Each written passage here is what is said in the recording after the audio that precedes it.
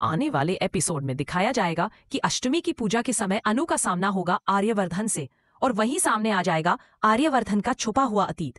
Serial तुमसे तुम तक की कहानी में जब मनीषा को यह पता चलता है कि अनु अब आर्यवर्धन के करीब आ रही है, तब मनीषा यह सब बर्दाश्त नहीं कर पाती और अपने भाई नील को उकसाती है कि वह किसी भी तरह अनु को आर्यवर्धन के घर ले जाए।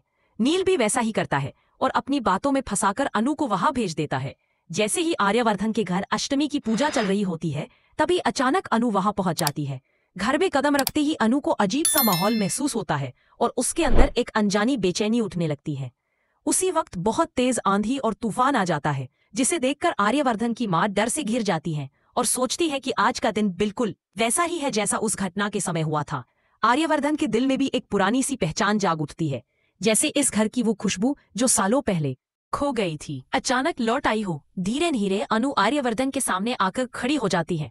उसी समय आर्यवर्धन अपनी पहली पत्नी की तस्वीर के सामने पूजा कर रहा होता है। अनु उस फोटो को देखकर हैरान रह जाती है और समझ नहीं पाती कि आर्यवर्धन की जिंदगी में इतना बड़ा राज छुपा हुआ था। उसे यकीन ही नहीं हुआ कि आर्यवर्धन पहले से शादीशुदा है।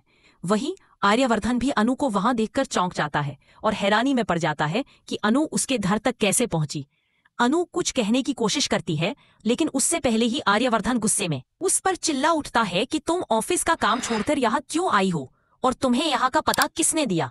अनु उसके गुस्से से हक्का बक्का रह जाती है और अब सवाल ये है कि आखिर आर्यवर्धन का ये राज सच में अनु के सामने खुलेगा या फिर किसी तरह से ये बात छुप जाएगी।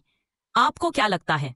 हमें कमेंट में अपनी राय जरूर बताएं और साथ ही इस वीडियो को लाइक, शेयर और हमारे चैनल को सब्सक्राइब करना बिल्कुल ना भूलें।